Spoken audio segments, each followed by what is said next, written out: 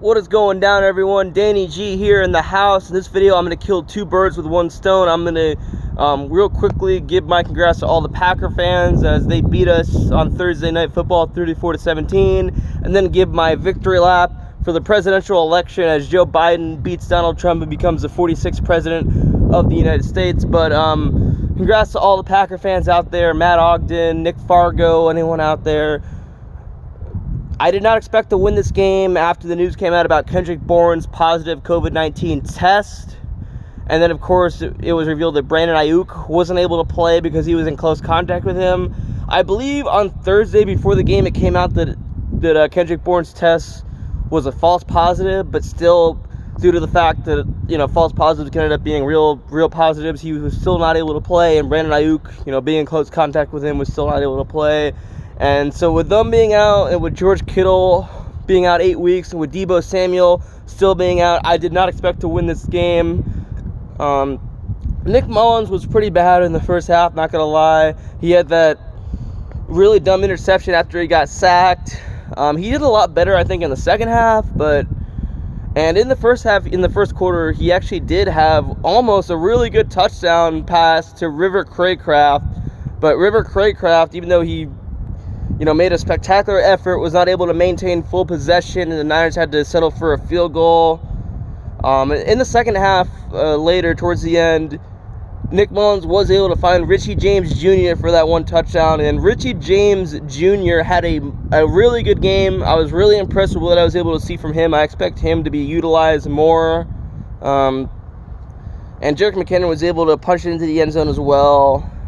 The Niners pretty much scored all their points in garbage time, though. But, yeah, congrats to the Packer fans. Aaron Rodgers had a really good game. He was lights out. He was impressive. And then, of course, the Palo Alto kid from the same hometown as me, Davante Adams, had a pretty damn good game as well. So, anyway, that's all I got with that. Joe Biden is going to be the 46th president of the United States as he defeats Donald Trump with 290 electoral college votes to Donald Trump's 214 electoral college votes. And I am pumped. I am excited. Let me just say, I am not a fan of Donald Trump at all. Those of you that know me will know that. However, I am good friends with a lot of people who are fans of him, who are supporters of him. On YouTube, A-Bomb and I had a bet, which I know he will pay up. But there are also a lot of Trump supporters that I cannot stand. They're just obnoxious and annoying. And I'll give you guys an example of that. Last Sunday, about 20 minutes before the Niners-Seahawks game, I go 20 minutes from my house and I get takeout. And I expect to just be back in time for the game. But all of a sudden, when I start to drive back, there's a huge Trump parade with about hundreds of cars. And it turns my 20-minute commute into about a 45-minute commute, and I had to listen to about the first 20 minutes of the game, on the KNBR feed with Greg Papa and Tim Ryan, which I enjoyed hearing their feed too, but I also wanted to be able to watch the game, from start to finish. So I just think it's absolutely hilarious that Arizona, here where I live in Arizona, there was a lot of Trump parades and, Trump supporters on the side of the street with their MAGA flags and on their trucks and everything. So I think it is absolutely fucking hilarious that Joe Biden becomes the first president since 1990, so the first Democratic president since 1996, Bill Clinton in 1996, to win the state of Arizona. I just could not stop laughing at that. I am so happy about that. That is hilarious to me. That is awesome to me. Man, all you Trump supporters that got me stuck in traffic, fuck you guys. Y'all lost. Take that L. But to all my Trump supporting friends, this was a good election. The best man won.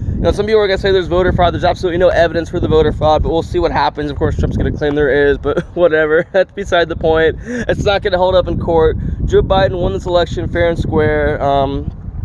Joe Biden is actually going to be a uniter and not a divider, because all Donald Trump really was a divider. He did not want to work with people who disagreed with him at all. He was, only people he really seemed to respect are the people that just kissed his ass, and his supporters, and people in his government that that like him. He's just the most immature president, in my opinion, of all time, and he's going to be one of the most hated president of all time. I'm not going to say he didn't do anything good, because he did some good things with the economy and all that, but other than that, he's pretty incompetent. And I believe the whole COVID-19 crisis, although it wasn't his fault that it happened because the virus came from China, I believe that he could have handled it way better. He could have listened to the scientists, and Joe Biden will listen to the scientists, and COVID-19 will be over pretty soon, within, a few months into 2021, I believe. And also, Kamala Harris, the Bay Area's own Kamala Harris, is going to be the first female vice president, which is pretty historic. Congrats to her. I'm really happy for her. And I'm really happy for Joe Biden. He's been through a lot with his life. He first got elected to the Senate in 1972, and I believe a little bit after that he lost both his first wife and I think it was either his son or daughter in a car accident. He's been in government for 47 years. He was vice president under Barack Obama for 8 years. I thought he was the best option to beat Donald Trump. Like, as soon as I saw that he was running, I just had a feeling he was going to be the one to end up being able to defeat him, because part of me doesn't even think some of the other Democratic candidates could have, but Joe Biden was able to.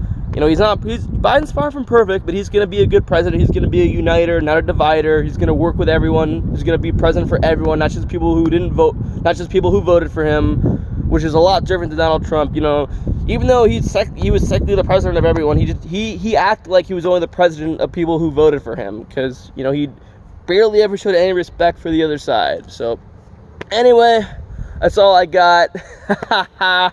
Danny G is out. Peace.